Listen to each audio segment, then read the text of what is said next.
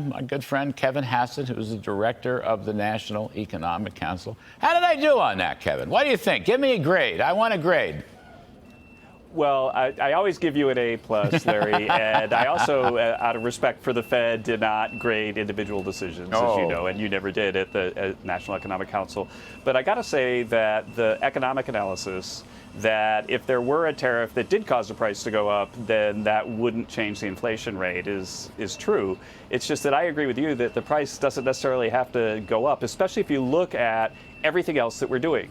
So we've got a massive supply-side tax cut, which should probably increase the equilibrium capital stock by about 10%, which is really massively deflationary. We've got huge cuts in government spending, which is very, very much massively deflationary, such as lowering inflation. And we've got deregulation, which lowers the cost of everything, which is really lowering inflation. And then we've got tariffs, which won't change inflation if we onshore stuff. And guess what just happened? You saw one of the best industrial production reports yesterday, Larry, that you've ever seen in your life. And one way to think about it is that last year, auto production in the U.S. dropped 7.8% over the year because of Joe Biden's policies. Last month, it went up 8.5%.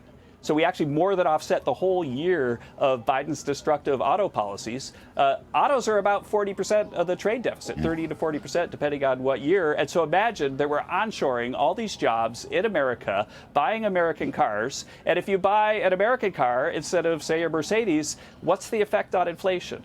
What's the effect on inflation? Could actually be that the American cars are better values right now. The unemployment rate is at a reasonable place. Auto employment is skyrocketing, and people are buying American cars. That's exactly the purpose of President Trump's policies, and that's not inflationary. If you switch from buying, a foreign car to an American car, it doesn't necessarily cause inflation. Well, so I like this. I agree with this. This is very good, very positive, very optimistic. My point here is, you all look. Tariffs are just one part of the overall program. I happen to agree with reciprocity, right? I agree with the reciprocity approach. But I don't think you're talking enough about the tax cuts or economic growth. In other words, what you just said to me, I wish you'd be repeating to these other cable channels and other things you're doing out there, because it's great stuff. I mean, I think you got to emphasize tax cuts. You got to emphasize economic growth. Here, put it to you this way.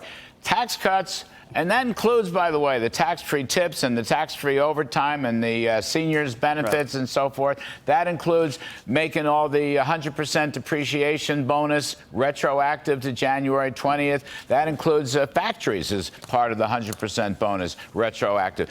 That's pro-growth. You're going to fatten, you'll fatten middle-class wallets. You follow me? That's a message you want to make, Kevin Hassett. And I say the same thing to Scott Bessent. I'm giving it my best shot every day, Larry. but I got to say, it's the growthiest tax bill you've ever seen that the president has designed. And here's the reason why. That on the corporate side last time, we said wages would go up, and they did. And it was because there was a massive increase in demand for labor because of all the onshoring of factories. But the thing that the president noticed is he could even do better than he did before if he has supply-side tax cuts for workers. And so imagine if you don't tax overtime, right? If you don't tax overtime, that means that people will supply more overtime, which increases the supply of labor. It's a supply-side policy. If you don't tax tips, then people are going to work harder and get more tips. That's a supply-side policy. So this is the biggest, most positive supply-side tax bill in American history. And to think that with all that supply bursting all over the economy, that somehow we're going to get an increase in inflation, it's just not consistent with any economic model I've ever seen. I just want you to have a growthier message. That's all I'm saying. Growthier. I just went pretty growthy. Growthier, growthy, growthiest. Any of those things would please me no end. And I think tax cuts that put money in people's wallets as well as the incentives is the way to do it. Now, you have told some of us, or our reporter, Edward Lawrence, that, come April 2nd, there may actually be some lower tariffs involved in this whole story. Is that true? Well, it's definitely going to be the case that the tariffs are going to be reciprocal. And I think that one of the things you see from markets is that they're expecting that there are going to be these really large tariffs on every single country, but there are a whole bunch of countries that treat us fairly, that we have a trade surplus with, and that don't charge tariffs on our goods. And so if you're going to be reciprocal, that's what American people want. And if you're reciprocal, then I think markets need to change their expectations, because it's not everybody that cheats us on trade. It's just a few countries, and those countries are going to be seeing some tariffs. It's not a universal tariff, okay? It's a reciprocal tariff. That's right. And in some cases, so that's an important point. All right, I like that very much. When do you, if any sense, how is the Big Six doing? You know, you and Scott. And the Finance Committee and the Ways and Means Committee and the majority leaders and so forth in Congress and the Senate and House and the Senate. How are you all doing? How are you getting along? How does the reconciliation package look? Yeah, it's working fantastically. We're working really closely together, and our staffs are communicating, for hours every day. And then we're having, the Big Six meetings about every 10 days or so right now. And we've got another one scheduled in just a few days. And it's exactly the process that worked before for the Tax Cuts and Jobs Act that the president suggested we do again.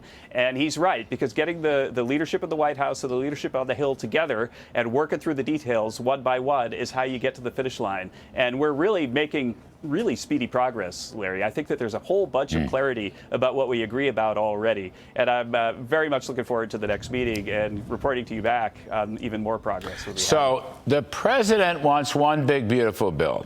The House wants one big, beautiful bill. The question is, does the Senate want one big, beautiful bill? That's what the Senate's going to have to work out. But the president has made his objective clear. And the fact is that one big, beautiful bill is completely doable.